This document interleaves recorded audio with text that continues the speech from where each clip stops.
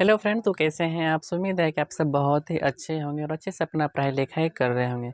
तो आज के से हम लेक्चर में देखने वाले हैं परावर्तन के नियम, जो कि क्लास 10th के लिए बहुत ही ज़्यादा इम्पोर्टेंट है।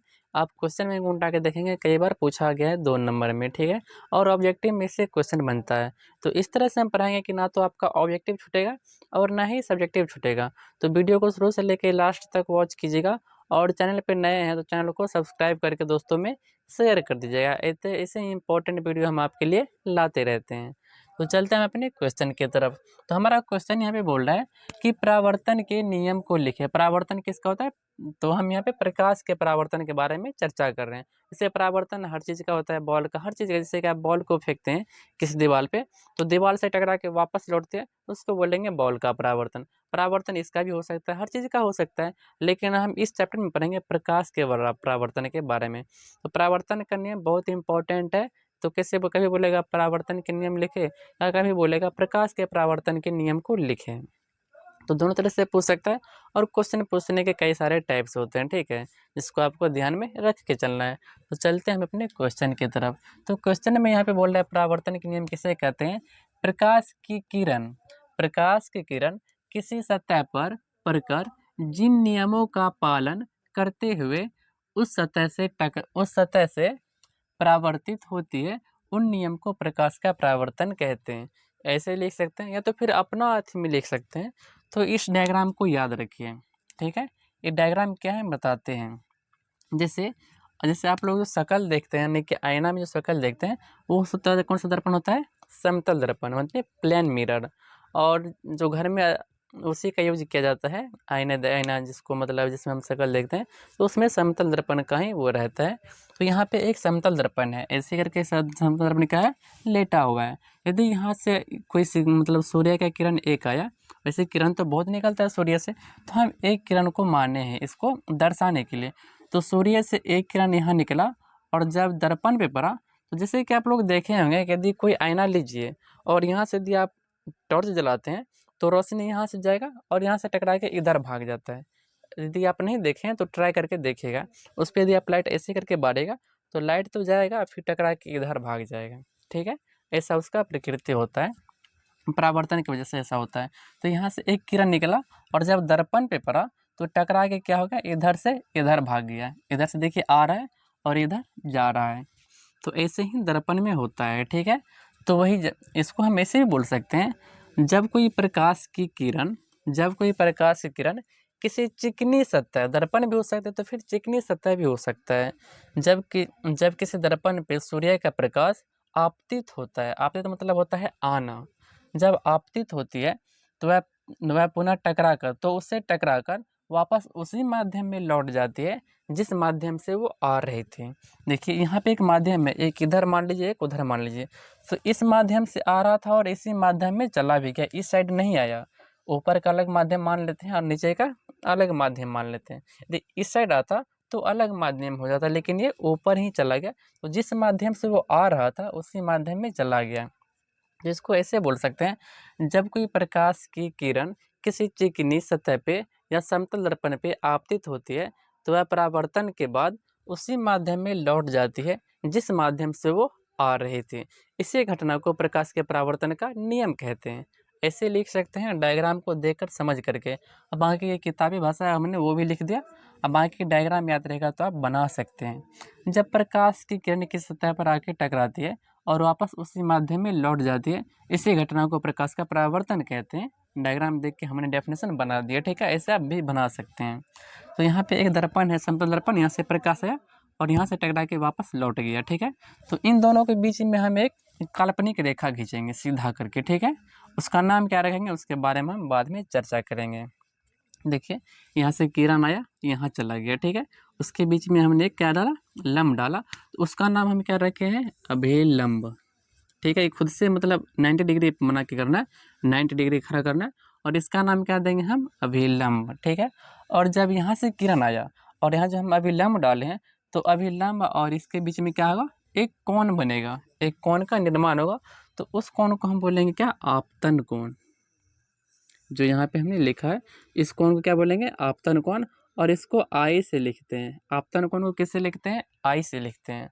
और वही देखिए जब किरण जब परावर्तन हुआ इसका तो टकरा के इस माध्यम में आ गया, तो अभिलंब और इसके बीच में क्या बना, एक कोण बना। मतलब अभिलंब के बीच में और परावर्तित किरण के बीच में एक जो कोण बनेगा तो उसको बोलेंगे परावर्तन कोण। क्या बोलेंगे, परावर्तन कोण, यहाँ पे है लिखा हुआ, ठीक है। तो इसको हम शुद्ध किससे करते हैं, किससे लिख सकते हैं इसको, तो इसको हम लिखते हैं स्मॉल आर से। इसको स्मॉल आई से, इसको स्मॉल आर से लिख सकते हैं परावर्तन कोण को। और जो किरण आ रही थी उसको बोलेंगे आपतित किरण। आने वाली किरण को क्या बोलेंगे, आपतित किरण।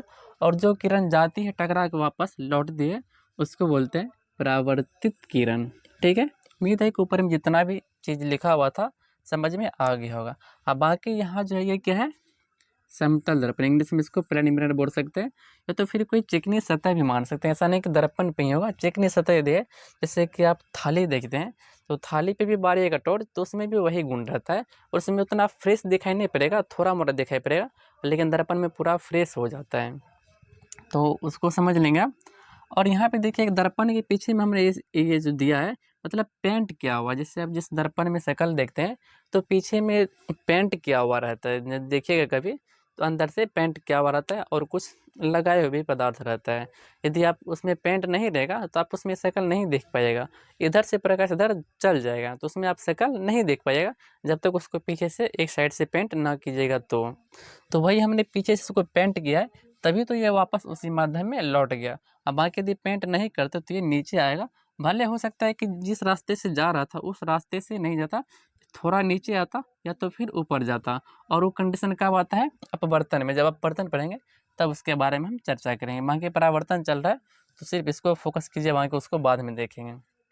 और जहाँ पे आपतित किरण आके पड़ती है ना, जहाँ पे आपतित किरण आके पड़ती है उसको बोलेंगे आपतन बिंदु। उसको क्या बोलेंगे, आपतन बिंदु। इसको ओ से लिख सकते हैं, ठीक है। अब इसी में जो जो था उसका डेफिनेशन तो समझ जाइएगा। अभिलंब किसे कहते हैं, तो आपतित किरण और परावर्तित किरण के बीच जो लंब डाला जाता है उसको बोलेंगे अभिलंब, ठीक है। विलंब का डेफिनेशन आप लिख सकते हैं कि आपतित किरण और परावर्तित किरण के बीच डाला गया लंब क्या कहलाता है, अभिलंब। अब देखेंगे आपतन कोण किसे कहते हैं, यदि बोलेगा आपतन कोण किसे कहते हैं तो अभिलंब और आपतित कोण के बीच, आपतित किरण के बीच जो कोण का निर्माण होता है उसको क्या बोलते हैं, आपतन कोण, ठीक है। बस डायग्राम को देख के आपको डेफिनेशन बना देना है। अब बोलेगा यदि परावर्तन कोण किसे कहते हैं तो परावर्तित किरण और अभिलंब के बीच जो कोण बनता है उसको बोलते हैं परावर्तन कोण।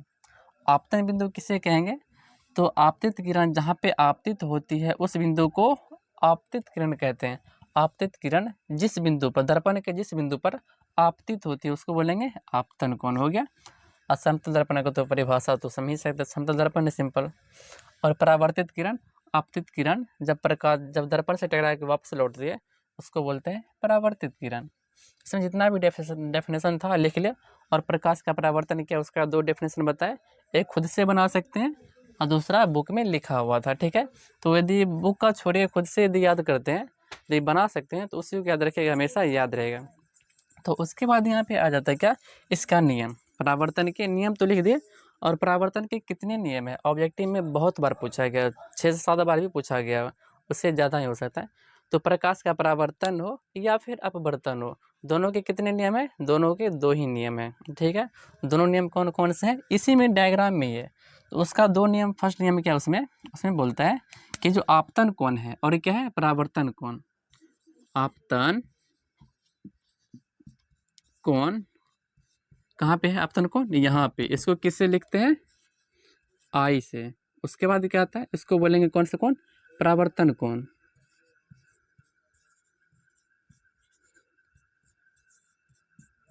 परावर्तन कोण, परावर्तन कोण को किससे लिखते हैं, आर से।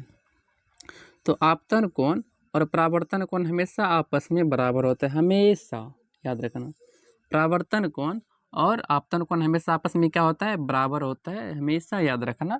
इसका फर्स्ट नियम है किसका, प्रकाश के परावर्तन। इसको लिख सकते हैं कि आपतन कोण और परावर्तन कोण हमेशा एक दूसरे के बराबर होता है। यहाँ पे लिख रखा है फर्स्ट नंबर के। इसका दूसरा नियम है, पहला नियम और दो नियम है। तो पहला नियम क्या है, आपतन कोण और परावर्तन कोण हमेशा क्या होता है, बराबर होता है। डेरिवेशन बनाइएगा तो उसमें भी आपका काम आएगा, इसको ध्यान में रखना। और तीसरा यहाँ पे आप खुद देख सकते हैं, देखिए यहाँ पे जो आपतन बिंदु है आपतित किरण, परावर्तित किरण और अभिलंब तीनों एक ही समतल में, मतलब तीनों एक ही जगह से निकल रहे हैं। इधर से इधर जा रहा है, इधर और इधर, तीनों एक ही जगह। तो इसको बोल सकते हैं आपतित किरण, परावर्तित किरण तथा आपतन बिंदु पर डाला गया लंब। लंब कहाँ डाला गया अभिलंब? आपतन बिंदु पर। तो इसको बोलेंगे दूसरा नियम को, आपतित किरण, परावर्तित किरण तथा आपतन बिंदु पर डाला गया अभिलंब तीनों एक ही तल में होते हैं। तीनों एक ही तल में होते हैं या फिर तीनों एक ही समतल में होते हैं, ऐसे भी बोल सकते हैं। तो इस तरह से हमारा इस जो नियम था कंप्लीट हो गया है, 2 नंबर में आता है। बाकी ऑब्जेक्टिव भी यहाँ से बनता है, तो जो भी बनेगा इससे आप बाहर नहीं बनेगा।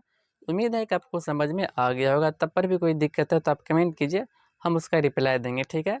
तो अगले वीडियो में हम अगले सेशन को लेके मिलते हैं। जो भी अगला इंपॉर्टेंट क्वेश्चन है तो चैनल को सब्सक्राइब करके दोस्तों में शेयर कर दीजिएगा। मिलते हैं अगले वीडियो में।